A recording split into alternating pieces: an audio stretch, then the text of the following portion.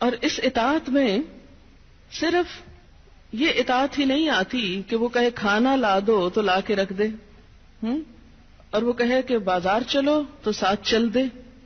اس اطاعت میں شوہر کی جسمانی ضرورت پوری کرنے کی اطاعت بھی شامل ہے، جسے بعض اوقات بہت سی پڑھی لکھی خواتین اپنے حق میں ایک ظلم سمجھنے لگتی. ایک دفعہ کہیں میری ملاقات ایک خاتون سے ہوئی، کیمبرج یونیورسٹی سے انہوں نے لاء میں ایم فل کیا تھا. تو مجھ سے کہنے لگی کہ میرا ایک مسئلہ ہے. میں نے کہا بتائیے. کہنے لگی کہ میرا شوہر مجھے ریپ کرتا ہے میری مرضی کے بغیر. میں نے کہا قانون پڑھ کے قانونی ٹرمز ہی گھر میں بھی استعمال ہوں گی. شوہر اور ریپ، میرا تو سر چکرا گیا. یہ بات بہت ڈھکی چھپی ہے لیکن چونکہ دین کا ایک حصہ ہے اس لیے بتانا ضروری ہے. بہت سے گھرانوں میں خرابیاں اور بہت سے گھرانوں میں لڑائیاں اور بدمزاجیوں کی جو روٹ کاز ہے وہ یہاں سے شروع ہوتی ہے، جسے کوئی نہیں کھولتا. نہ کوئی ماں بتاتی ہے، نہ کوئی استاد بتاتا ہے، نہ کوئی اور اچھا مشورہ دیتا ہے کہ اس معاملے میں اللہ نے شوہر کو حق دیا ہے اور عورت پر لازم کیا ہے کہ وہ شوہر کی اطاعت کرے.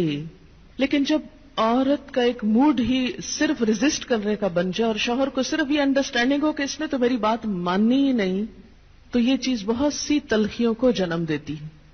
ایسے میں عورت اور مرد کے مزاج میں چونکہ قدرتی فرق ہے، بعض اوقات شوہر کی جو ڈیمانڈ ہوتی ہے عورت نہیں پوری کر سکتی، یا عورت کا مزاج اس سے مختلف ہے، یا عورت اس کو اپنے لیے ایک مصیبت اور بوجھ سمجھتی ہے، تو بھی اس موقع پر اطاعت کہ اللہ کا حکم ہے، اور اگر میرا دل نہیں بھی چاہ رہا تو میرے رب کی رضا اس میں ہے، مجھے اس سے جزا چاہیے، صرف اپنی مرضی نہیں.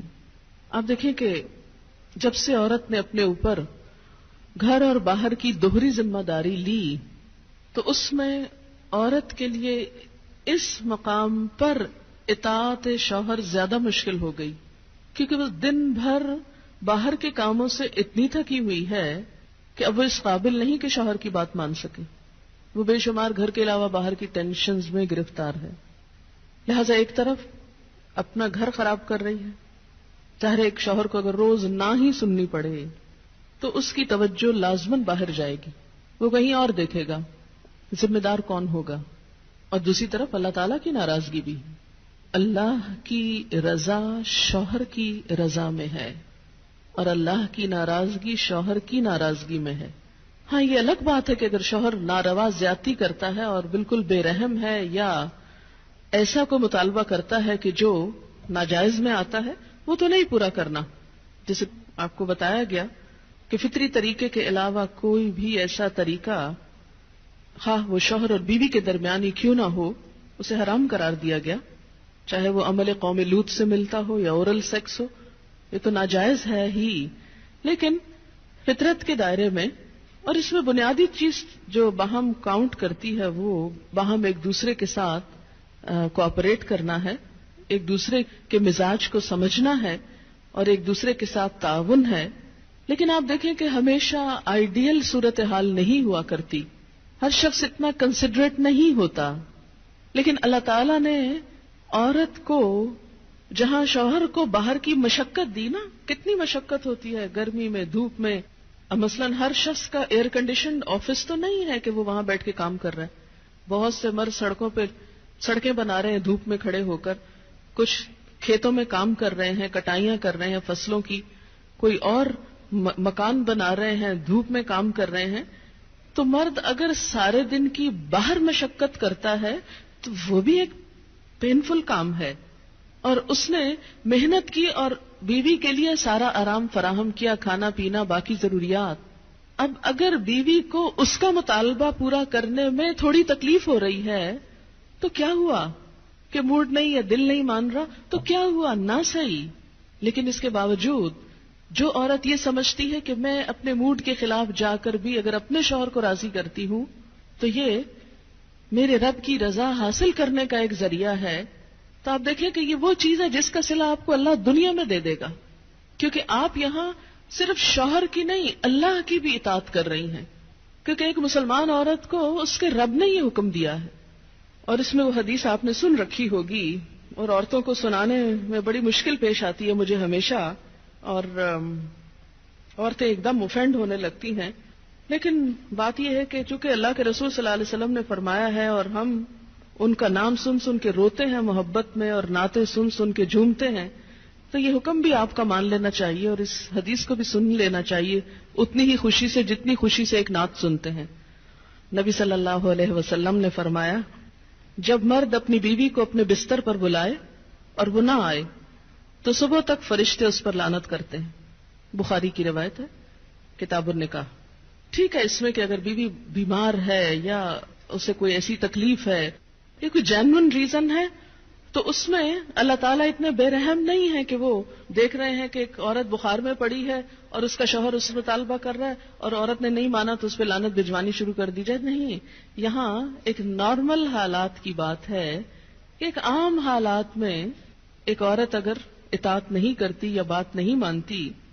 اور اسی لیے ایک اور حدیث ہے, حضرت ابو ہریرہ کہتے ہیں کہ آپ صلی اللہ علیہ وسلم نے فرمایا, اگر عورت کا خاوند اس کے پاس موجود ہو تو وہ اس کی اجازت کے بغیر نفلی روزہ نہ رکھے. تو گویا شوہر کی اطاعت نمبر 1 عام روزمرہ زندگی کے کاموں میں کوآپریشن, اطاعت بمانا کوآپریشن ہے. طوعاً کا مطلب ہوتا ہے خوشی سے کام کرنا. نمبر 2 اس کی خاص ضرورت یا تقاضے کو پورا کرنے میں اطاعت. ہاں, کہاں اطاعت نہیں؟ جب وہ کوئی حرام کام کرنے کو کہے, جب وہ کوئی ناجائز کام کرنے کو کہے, جب وہ اللہ اور اس کے رسول صلی اللہ علیہ وسلم کی مرضی کے خلاف کام کرنے کو کہے. لا طاعت لمخلوق فی معصیت الخالق, مخلوق کی اطاعت جائز نہیں خالق کی نافرمانی میں. اگر اللہ تعالیٰ کسی کام پہ ناراض ہے وہ اطاعت جائز نہیں. بہت سی خواتین کو دیکھا ہے جہاں اللہ کی نافرمانی ہو رہی ہے وہاں تو شوہر کی بات بھاگ بھاگ کے مانی جا رہی ہے, اس لیے کہ وہ اپنے نفس کے مطابق ہے نا. آپ سب جانتے ہیں کہاں کہاں. لیکن جہاں شوہر کی اطاعت اللہ کی رضا کے مطابق ہے لیکن ہماری رضا کے خلاف ہے تو پھر ہم وہاں نہیں بات مانتے. تو بسا اوقات ہم بظاہر اللہ کی رضا کا لیبل تو لگاتے ہیں, ہوتی اندر سے اپنے نفس کی اطاعت ہے. اور بعض اوقات شوہر کی اطاعت کا لیبل لگاتے ہیں لیکن وہاں بھی اصل میں نفس کی اطاعت ہوتی ہے کہ ہمارا اپنا دل وہی چاہ رہا ہوتا ہے جو شوہر چاہتا ہے اس وقت. بعض اوقات کئی غلط کام شوہر چاہتے ہیں نا کہ بیوی کرے, ہم خود بھی وہ چاہ رہے ہوتے ہیں ساتھ, اس لیے آڑ لے لیتے ہیں جی شوہر نہیں مانتے. مثلا سر ڈھکنا شوہر کو پسند نہیں, کیا کریں, اب شوہر کی اطاعت بھی تو اللہ ہی نے کہا. یہاں شوہر کی ہم 100% اطاعت کو تیار ہو جاتے ہیں کیونکہ اندر سے اپنا دل جو ساتھ ہے. لیکن جب رات کو شوہر بلائے تو وہاں اپنا دل نہیں, لہذا چاہے اللہ تعالیٰ کتنا ہی فرمائے سب اطاعت بھول جاتے ہیں. تو ایک مسلمان عورت, ایک فرما بردار عورت شوہر کے لیے اطاعت گزار ہے. میں کہتی ہوں کہ اگر عورتیں صرف اس آیت کے چھوٹے سے حصے جو 2 لفظ پر مبنی ہے فالصالحات قانتات پر عمل کریں, ان کے گھریلو زندگی کے 50% مسائل خود حل ہو جائیں گے. آدھے مسئلے یہیں سے حل ہو جائیں گے کیونکہ مرد سیٹسفائیڈ ہوگا, اس کی نگاہیں اور عزت محفوظ ہوگی تو وہ اپنا کوئی بھی کام دل جمی سے کر سکے گا. اگر وہ مطمئن نہیں گھر کی طرف سے تو گھر تو کیا باہر بھی وہ کام درست طور پر نہیں کر سکے گا. تو فالصالحات قانتات, نیک عورتیں فرما بردار ہوتی ہیں. نبی صلی اللہ علیہ وسلم نے فرمایا, بہترین بیوی وہ ہے جس کی طرف تم دیکھو تو وہ تمہیں خوش کر دے, جب تم اسے کسی بات کا حکم دو تو بجا لائے, اور تمہاری عدم موجودگی میں تمہارے مال اور اپنی ذات کی حفاظت کرے. تو ہمیں ایسی بہترین عورت بن کے دکھانا ہے. رسول اللہ صلی اللہ علیہ وسلم نے فرمایا, اللہ تعالیٰ اس عورت کی طرف نظر رحمت سے نہیں دیکھتا جو خاوند کی شکر گزاری نہیں کرتی, حالانکہ وہ اس سے بے نیاز نہیں ہو سکتی, اس کے بغیر رہ بھی نہیں سکتی, لیکن جب وہ ہوتا ہے تو اس سے وہ صرف لڑائی کرتی رہتی اور گلے شکوے کرتی رہتی, کمپلینٹس ہر چیز میں کمپلینٹس. تو شوہر بھی چاہے اس کے پاس کتنی بھی جسمانی طاقت ہے یا مالی طور پر بہت سٹیبل ہے, وہ انسان ہے, وہ ہیومن بینگ ہے, وہ بھولتا بھی ہے, وہ غلطی بھی کرتا ہے. تو ایسی چیزوں کو اگنور کر دینا چاہیے. ہمیشہ گنتی کر کے رکھے کہ اس کے احسانات کتنے ہیں اور اس کی غلطیاں کتنی ہیں. اگر وہ برابر ہو تو بھی شکر گزار رہیں، اور اگر اس کی نیکیاں یا احسانات زیادہ ہوں اور غلطیاں کم ہوں تو غلطیوں کی بنا پر اس کی ناشکری نہیں کریں.